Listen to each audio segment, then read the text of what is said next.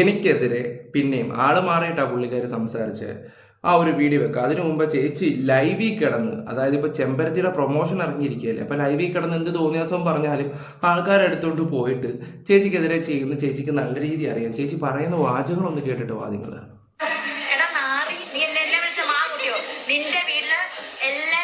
ഓ എത്ര സന്തോഷത്തോടാ വിളിക്കുന്നേ. പാ കേക്കട്ടെ.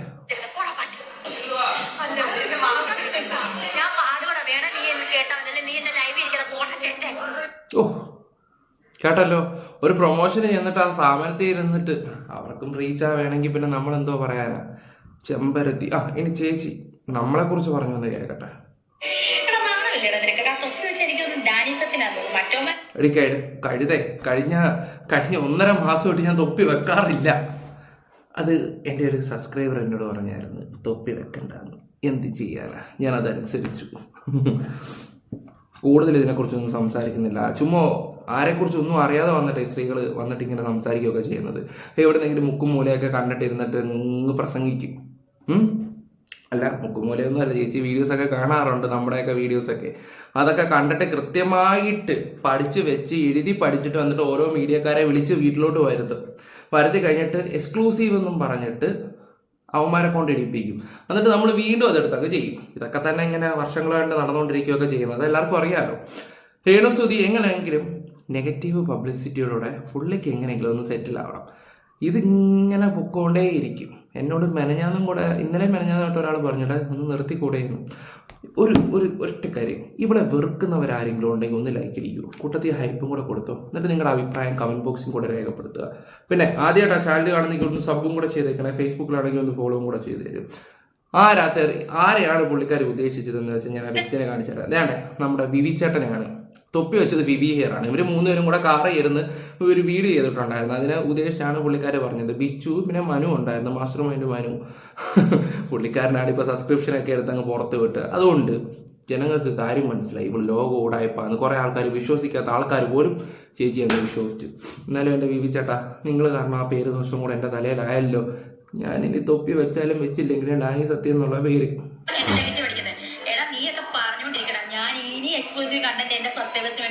നീടും. നാണവമാനം ഇല്ലാത്തവരായതുകൊണ്ട് നീ ഇങ്ങനെ ഇടും. പിന്നെ ഹനാൻ പണ്ട് പറഞ്ഞതിന്റെ മറുപടി ഇവിടെ കൊടുത്തിട്ടില്ല കേട്ടോ ഇതുവരെ. ഞാനൊരു വീഡിയോ കൂടെ വെച്ചാൽ ഏറ്റവും അവസാനം നിങ്ങൾ സ്കിപ്പ് ചെയ്യാതിരുന്ന് കാണണേ.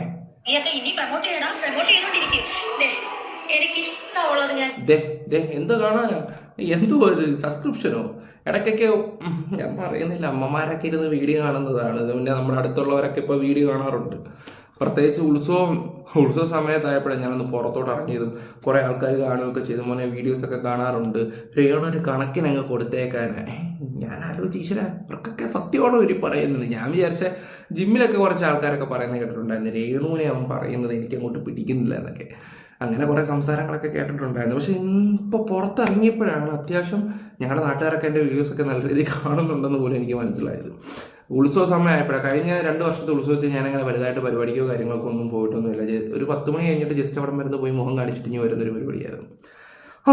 എന്തായാലും രേണു ഇത്ര ഹേറ്റേഴ്സ് ഉണ്ടെന്ന് ഞാൻ ഇപ്പോഴാണ് മനസ്സിലാക്കിയത്. നമ്മുടെ നാട്ടിലാണെങ്കിൽ പോലും അവർക്ക് ഫുൾ സപ്പോർട്ടാണ്.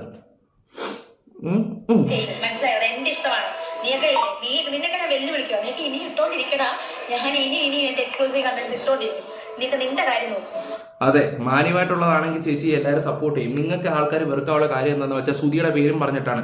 സുധിയില്ല, ജീവിക്കത്തില്ല, സുധിയില്ല, മറ്റൊരാണില്ല, അങ്ങനെ എപ്പോഴും പറഞ്ഞുകൊണ്ടിരിക്കുന്ന ഒരു വ്യക്തി സോഷ്യൽ മീഡിയ വന്നിട്ട് കാണിക്കുന്നതെല്ലാം തോന്നിവാസങ്ങളാണ്. അതാണ് ഞങ്ങൾ കാണിച്ചുകൊണ്ടിരിക്കുന്നത്. പിന്നെ ഇവിടെ എക്സ്ക്ലൂസീവ് കാണിക്കുന്ന കണ്ട പെട്ട തള്ള സഹിക്കത്തില്ല. ഇവിടെ ഇൻസ്റ്റാഗ്രാമിൽ വന്നിട്ട് അതേ ഡ്രസ്സ് ഇട്ടിട്ട് തന്നെയാണ് അവിടെ സബ്സ്ക്രിപ്ഷന് പോകുന്നത്. പക്ഷെ ഡിഫറൻസ് ആയിട്ടുള്ള കുറച്ച് കാര്യങ്ങളുണ്ട്.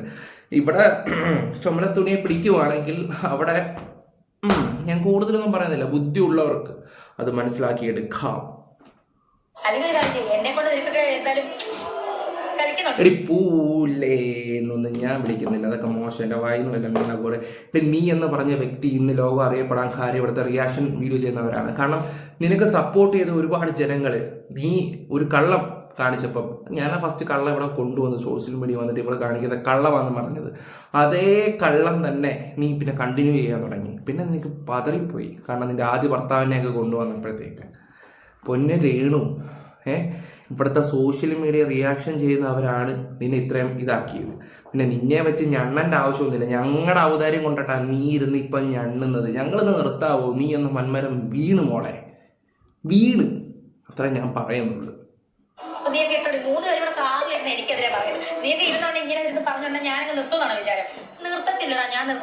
അപരാധം അവരാഴ്ചകൊണ്ടിരുന്നു. എനിക്കിഷ്ടമാണ് ഞാൻ ചെയ്തത്. നീയൊക്കെ ഇല്ലേ, നിനക്കൊക്കെ ധൈര്യം വേറെ പെണ്ണുങ്ങളെ ഇങ്ങനെ പറയാൻ നോക്കൂ. പറയേണ്ട അവളുമാരെ എല്ലാം ഞങ്ങൾ പറയുന്നുണ്ട് ചേച്ചി, നിങ്ങളുടെ മാത്രമല്ല. മോന്തക്കുറ്റി അടിച്ചു പൊട്ടിക്കും. എന്നോടായിട്ട് നിനക്ക് എന്തും പറയാം. ഓ ഇത് കണ്ട, ഇനി ഹനാൻ എന്ന് പറഞ്ഞ എന്റെ വീഡിയോ വെച്ച് തരാം ഞാൻ. കേക്ക്. ഒരു പയ്യനായിട്ട് ഉടമണ്ടായിരുന്നു നാട്ടില്. ഉള്ളപ്പോഴും ഉണ്ടായിരുന്നു. ഉള്ളപ്പോഴും ഈ ചേച്ചിയുടെ അറിയാണ്ട് അവൾക്ക് 1-2 റിലേഷൻ ഉണ്ടായിരുന്നു. ഇവളുടെ അത്ര പ്രായമില്ല. പയ്യൻ എത്ര 20 വയസ്സാണ് ഉള്ളൂന്ന് കേൾക്കണം. 20-25. അതിന്റെ ഉള്ളിലുള്ള പയ്യന്റെ പ്രായം. ആ പയ്യനായിട്ട് എന്താ പറയാ, ഇപ്പൊ നമുക്ക് ഫിസിക്കൽ നീഡ്സ് കാര്യങ്ങളൊക്കെ ഉണ്ടാവുമല്ലോ. അപ്പൊ ആ ഒരു രീതിയിൽ ഇവള് എന്തായി ഫിസിക്കലി റിലേഷനായി. അങ്ങനെ റിലേഷനായിട്ട് ഇവള് പ്രഗ്നന്റ്. ആഗ്രഹോ? ഇവള് പ്രഗ്നന്റ് ആയി. അപ്പൊ എന്താ വെച്ചാ ഈ കാര്യം എനിക്കും ആ കൂട്ടുകാരിക്കും പിന്നെ ഇവിടെ ആശുപത്രിയിൽ കൊണ്ടുപോകാൻ ഹെൽപ്പ് ചെയ്ത് ചേച്ചിപ്പെട്ടിട്ടായിരുന്നു. ഈ 3 വ്യക്തി കാര്യം അറിവുണ്ടായിരുന്നു. എനിക്ക് അങ്ങോട്ട് വലിയ വിഷമായി. കാരണം നമ്മൾ അത്രമാത്രം എനിക്ക് തിന്നാൻ തന്നെ ആഹാരം ഉണ്ടായിരുന്ന ബിസ്ക്കറ്റ്. കണ്ടല്ലോ, കേട്ടല്ലോ, നിങ്ങൾക്ക് മനസ്സിലായി കാണുമല്ലോ എന്താണ് ഇവിടെ സംഭവിച്ചതെന്നൊക്കെ. നിങ്ങൾക്ക് ഏകദേശം കാര്യങ്ങളൊക്കെ മനസ്സിലാവുന്നുണ്ടല്ലോ അല്ലല്ലേ? ഇതിനൊക്കെ മറുപടി കൊടുക്കുകയാണ് സുധി. കാരണം നിന്റെ കൂട്ടുകാരിയാ പറയുന്നത്. വരും 10-25 വയസ്സുള്ള ഒരു ചെറുക്കനെ വെച്ചിട്ടാണ് കമ്പയർ ചെയ്ത് സംസാരിക്കുന്നത്. അപ്പം രേണു അതിനൊക്കെ മറുപടി കൊടു. ഈ കാര്യം എനിക്കും ആ കൂട്ടുകാരിക്കും പിന്നെ പ്രഗ്നന്റ് ആയി എന്നൊക്കെ പറയുന്നത് ഹനാൻ പറഞ്ഞാണ്. എന്തുകൊണ്ട് ഹനാനെതിരെ സംസാരിച്ചില്ല? ഹനാനെതിരെ കേസ് കൊടുത്തില്ല. എന്തുകൊണ്ട്? വാല്യൂ ചെയ്ത് എന്റെ അത്രയും ആത്മാർത്ഥ ഒരു കൂട്ടുകാരിയായിട്ട് കണ്ടിട്ട് ഞാൻ കണക്കറിയില്ല. എന്റെ അത്രമാത്രം ആത്മാർത്ഥ എന്റെ ഉള്ളിലുണ്ടായിരുന്നു. അപ്പൊ ആ ആത്മാർത്ഥ ഒരു കൂട്ടുകാരി നമ്മളെ കുറിച്ച് കുറ്റം പറഞ്ഞ് പിന്നീട് കുത്തിന്ന് കേൾക്കുമ്പോൾ നമുക്കൊരു വിഷമം ഉണ്ടാവില്ലേ? ആ ഒരു വിഷമം സ്വാഭാവികമായിട്ട് എനിക്കുണ്ടായി. അപ്പൊ എന്താന്ന് വെച്ച് കഴിഞ്ഞാൽ ഇവള് പറഞ്ഞു, ആ കൂട്ടുകാരിനെ വിളിച്ചു പറഞ്ഞു, തെറ്റായിട്ടുള്ള രീതിയിലൊക്കെ പറഞ്ഞു. അവളായിട്ടൊന്നും കൂട്ടുകൂടണ്ട, അവള് ചിലപ്പോ കൊണ്ടുപോയി കൂട്ടി കൊടുക്കും, ഈ രീതിയിലൊക്കെ വർത്താനം പറഞ്ഞു. മോയാണോ? എന്നെ കുറിച്ച്. അപ്പൊ ഞാൻ മനസ്സാവാതെ കർമ്മണ ആ കുട്ടീനൊന്നും അങ്ങനെയൊന്നും ചിന്തിച്ചിട്ടും കൂടിയില്ല. ഞാൻ പറഞ്ഞത് വെച്ചാൽ നിനക്ക് വേറെ ലൈഫ് നോക്കിക്കഴിഞ്ഞാൽ നല്ലതാണ്. ലൈഫ് ഇങ്ങനെ കരഞ്ഞു തീരാനുള്ളതല്ല, ജീവിതം എൻജോയ് ചെയ്യണം. ഇപ്പോഴും അവള് ജീവിതം എൻജോയ് ചെയ്തോണ്ടിരിക്കുന്നില്ല ചെയ്യുന്നത്. അതിന് ഞാൻ പറഞ്ഞു. അപ്പൊ അത് കഴിഞ്ഞിട്ട് പിന്നെ ചോദിച്ചു പിടിച്ചു വന്നപ്പോ പ്രശ്നം എന്താ വെച്ചാൽ അവളെന്റെ പല്ലും മറ്റേ കോലൊന്നും ശരിയല്ല എന്ന് അവള് പറഞ്ഞിരുന്നു. അപ്പോഴാണ് എനിക്ക് മനസ്സിലായത് ഇവൾക്ക് 40 വയസ്സൊന്നും തോന്നും, അല്ലെങ്കിൽ പല്ലും കോലൊന്നും വൃത്തിയില്ല എന്ന് ഞാൻ കളിയാക്കി പറഞ്ഞതാണ്. അവൾ തെറ്റിദ്ധരിച്ചു. പക്ഷെ ഞാൻ ചെയ്യാൻ ശ്രമിച്ചത് അവളെ നന്നായിട്ട് മാറ്റിയെടുത്ത് അവള് പഴയ കുട്ടി ഞാൻ കാണുന്ന സമയത്തൊക്കെ നല്ല ഭംഗിയായിരുന്നു കാണാനേ. അപ്പൊ പഴയ അവസ്ഥയിലേക്ക് നീ നിന്റെ ജീവിതം മാറ്റിയെടുക്കണമെന്നാണ് ഞാൻ നല്ല രീതിക്ക് ഉപദേശിച്ചതാണ്. അതായത് എന്റെ ഉദ്ദേശം നല്ലതായിരുന്നു. അവളെ സഹായിക്കാനും ഞാൻ ശ്രമിച്ചു. പല്ലിന്റെ സ്ഥലത്ത് കൊണ്ടുപോകാൻ, അതായത് പല്ലിന്റെ സ്ഥലത്ത് കൊണ്ടുപോയി ട്രീറ്റ് ചെയ്യാനും കൂടെ ഞാൻ ശ്രമിച്ചു എന്റെ ഭാഗത്ത്. അപ്പൊ അത് ചെയ്യാൻ ശ്രമിച്ചതിന് പകരമായിട്ട് ഇവിടെ പറഞ്ഞു, ഈ രീതിയിലൊക്കെ സംസാരിച്ചു. എന്നിട്ട് നീ അവളോട് ഒരു കാരണവശാലും കൂട്ടുകൂടരുത്, അവര് ശരിയല്ല എന്നൊക്കെ പറഞ്ഞിട്ട് പിന്നെ ഒരു വർത്തമാനം പറഞ്ഞ എനിക്ക് എല്ലാവർക്കും വിഷമായി. ഞാൻ തലയില്ലാണ്ട് കിടക്കുന്ന ആളല്ലല്ലോ. അതായത് എനിക്ക് അത്യാവശ്യം കുഴപ്പമില്ല. എറണാകുളത്ത് എന്റെ ഓഫീസ് ഉണ്ട്, എന്റെ വീട്ടുകാരൊക്കെ നല്ല നിലയിലാണ്, വീട്ടില് വലിയ ഫ്ലാറ്റ് ഉണ്ട്, എന്റെ അമ്മയും അച്ഛനും അനിയനും എല്ലാം ഒരു സ്ഥലത്തുണ്ട്. അപ്പൊ എനിക്ക് പോരട്ടെ, കുറച്ചും കൂടെ അങ്ങ് വെച്ച് തരാം ഞാൻ നിങ്ങൾക്ക്. നിങ്ങളിത് കാണണം പ്രേക്ഷകരെ. എല്ലാം ഒരു സ്ഥലത്തുണ്ട്. അപ്പൊ എനിക്ക് ചെല്ലാനായിട്ട് എന്താ പറയാ, എന്റെ അച്ഛൻ താമസിക്കുന്ന സ്ഥലത്തേക്ക് എല്ലാം ഒരു ഫ്ലാറ്റിൽ താമസിക്കുന്നത്, എന്റെ അമ്മ അനിയനും വേറെ സ്ഥലത്ത് താമസിക്കുന്നത്. അതായത് ഞാൻ പോകാൻ സ്ഥലമില്ലാത്ത ആളല്ല. എനിക്ക് പോവാൻ അതുകൂടാണ്ട് എനിക്ക് വേണ്ടി ഞാൻ താമസിക്കാൻ, ഞാൻ ഇൻഡിപെൻഡന്റ് ആയിട്ടുള്ള ആളായതുകൊണ്ട് എനിക്കും താമസിക്കാൻ സ്ഥലമല്ല, എനിക്ക് ഓഫീസുണ്ട്. ഞാൻ അങ്ങനെയുള്ള ഒരു സ്റ്റാറ്റസിൽ ജീവിക്കുന്ന ഒരാളാണ് എന്നത്. ഹനാൻ ബായോ എന്ന് പറഞ്ഞിട്ടാണ് അവിടെ ചെന്നിരുന്നത്. പക്ഷെ ഇവൾ എന്ത് ചെയ്തെന്ന് വെച്ച് കഴിഞ്ഞാൽ ആ കുട്ടിയോട് പറഞ്ഞു കൊടുത്തു, ഇവള് ഇവിടെ വന്നാൽ പോവില്ല, എന്റെ തലയിലായാലേ വീട്ടിൽ വന്ന് വിളിക്കാനൊന്നും കൊള്ളത്തില്ല. അവിടെ വിളിച്ചു കഴിഞ്ഞാൽ അവള് അവിടെ തന്നെ എന്തെങ്കിലും കഥയും പറഞ്ഞ് നിൽക്കും, ഇവള് വിട്ടു പോകത്തില്ല, ശല്യാകും. അപ്പൊ എനിക്ക് അങ്ങ് സങ്കടമായി, നല്ല സങ്കടമായി. എനിക്ക് ഭയങ്കര സങ്കടമായി. കാരണം ഞാൻ അത്രമാത്രം സ്നേഹത്തോടു കൂടി കണ്ട വ്യക്തിയാണ്. അപ്പൊ എനിക്ക് ഭയങ്കര വിഷമമായി. എനിക്ക് വലിയൊരു അടി കിട്ടിയ പോലെയായി. നീ അതാണ് മോളെ, കിട്ടണമെന്ന് പറഞ്ഞാൽ കിട്ടണം. ഇവിടെയൊക്കെ കൂടെ നടന്നിട്ട് ഇവിടെയൊക്കെ സപ്പോർട്ട് ചെയ്യുമ്പോൾ നീ ആലോചിക്കണം. അവളോട് ചോദിക്കരുതെന്ന് പറഞ്ഞു. അപ്പൊ ഞാൻ പറഞ്ഞില്ല, ഞാൻ ചോദിക്കില്ലടി, എനിക്ക് അങ്ങനത്തെ ഒരു ക്യാരക്ടർ ഇല്ല, അവളോട് ചോദിച്ചിട്ട് പ്രശ്നം ഉണ്ടാക്കുന്ന സ്വഭാവം എനിക്കില്ല. ഓക്കെ, അപ്പൊ രേണു സുധി ഈ പറയുന്ന Dani Sathyan, Athul vlogs, master mind Manu, usual psycho, പിന്നെ അതുപോലെ തന്നെ വിവി ഹെയർ, വിച്ചു, അങ്ങനെയുള്ള പിന്നെ ആരൊക്കെയാ ഉള്ളത്? ആരെങ്കിലും പേര് വിട്ടുണ്ടെങ്കിൽ ക്ഷമിക്കുക. ദേവ് വ്ളോഗ്സ്, അങ്ങനെ ഒരുപാട് ആൾക്കാരുണ്ടല്ലോ. ഇവരെല്ലാവരെയും ചേച്ചി കിടന്നങ്ങ് വർക്കുവാണല്ലോ. എന്തുകൊണ്ട് ഇവളെ മാത്രം ഉടുക്കുന്നില്ല? ഞാൻ ചോദിക്കുന്നൊരു ഉത്തരം ചേച്ചിതാ. ഇവക്കൊക്കെ മറുപടി കൊടുക്കാൻ പോലുള്ള ധൈര്യം നിനക്കില്ല. ആദ്യം ഉണ്ടാക്കിയിട്ട് വാ. നമ്മളെ എടുത്ത് പറഞ്ഞാൽ നമ്മള് എന്താ പറയണ്ടേ, മാന്തൂന്നറിയാം. ഇപ്പൊ നിന്റെ കള്ളും കുപ്പിയും വേണ്ട ഒരു ഷോർട്ട് ഫിലിമിൻ്റെ വരുന്നുണ്ടല്ലോ. അപ്പോൾ അതിനും കൂടെ കുറച്ച് റീച്ച് കിട്ടാൻ വേണ്ടി നീ കാണിക്കുന്നതാണെന്ന് നല്ല രീതിയിൽ അറിയാം. കഷ്ടം.